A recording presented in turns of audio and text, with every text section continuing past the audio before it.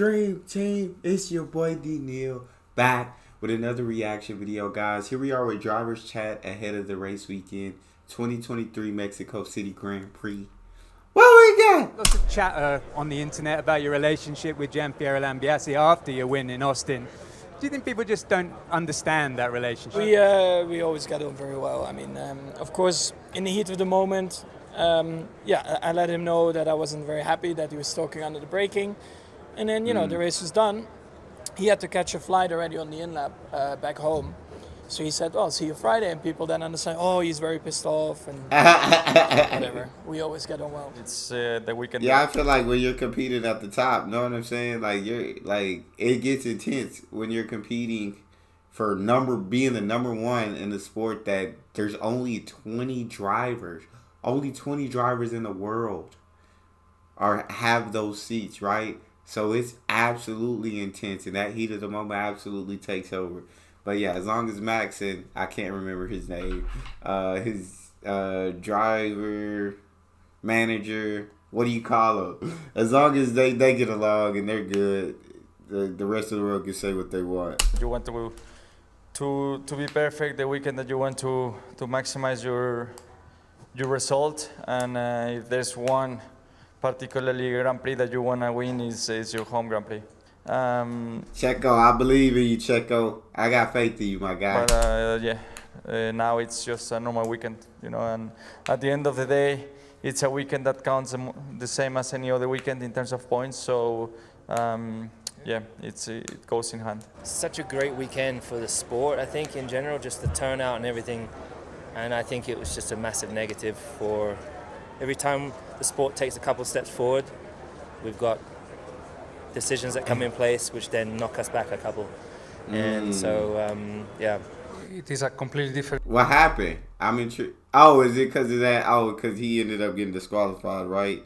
From the last Grand Prix. track with different needs. So I think, we will use the full practice this time. After a few sprint events, we are a little bit, more relaxed now and happier that we have FP1, FP2, FP3 to optimize things. So it's going to be the same for everybody, but we really need these three practice that is coming next days. I think we're still very, very happy to end up P2, but P3 on track, I think was better than we were expecting coming into the weekend. So I think we maximized everything. Of course, when you look at it from the outside, you're leading the race for half of it. But we just weren't quick enough. Mercedes was a lot quicker than us. The Red Bull was a lot quicker than us. I think a very, very positive weekend, probably one of my best of the season. At the end, we only have one session to actually set up the right height of the car. And once we finished FP1, we had nowhere, so the car was not touching at all. Then obviously with high fuel, etc., then you get to the race and you get disqualified for the smallest margin possible. Yeah. But rules are rules, and they are written black on white, so it's completely fair to have disqualified us. It's life. Now we need to get on with it, try to understand what we could have done better to predict it. Even though in a situation like this, it's very difficult, because in F1 we had no signs of touching anywhere, which makes it very difficult to then... Yeah, that's tough, because Lewis was like, he was coming for that number 2 spot. I don't know what it looks like for it now, but those points were crucial, because to get that number 2, coming for that number 2 spot, coming for Checo's spot on the driver championship. And predict on Sunday. Yeah, the car was performing really well last year. On paper, I'd say this circuit suits us better than the likes of Austin and Qatar and Japan, of which were still pretty competitive too. So I wouldn't say we have high hopes here, but I think it should suit us slightly better. Bit of an unknown going to the C5 compound this year compared to the C4 last year, but no, we're feeling optimistic going into these two races. So as I went through the weekend, I was getting better and better, and Sunday was looking pretty good. Had a good start, and then unfortunately had to retire. But definitely one of the weekends where I'll learn the most. And try and work on that for the next few weekends. We've left nothing on the table, and that's definitely a satisfying feeling when you come out of a weekend where you've given everything at it, and that's pretty much the maximum you could get out of it. So I think that's going to be the target until the end of the year. Obviously, we're not fighting for anything in the championship this season. So I think it's going to be the main focus will be to just execute weekend after weekend. In terms of like the Yeah, I mean, all you can do is your best. At the end of the day, if you've given everything that you can and you left nothing to regret, I mean, that's all you can do. That's all you battle can with do. McLaren, they've obviously moved ahead. Are you confident with what you're seeing in the Aston pipeline that you can fight back in that fight? Or No, they're quicker than us right now. Okay, so you think that they'll have it people for the rest of the season? Yes. Yeah. If you let the frustration, get to you, you are not looking, ahead, and obviously that's what I'm looking at. Trying to get things back running like they were at the time in the year, and obviously yes, we had quite a few DNF that costed us this year, but it's sometimes like this in motorsport. It happens, and we're going to be focusing on the right things this weekend and hopefully get a good weekend under our belt. We've been on, for us, what we call a bit of a run, 2 races in a row.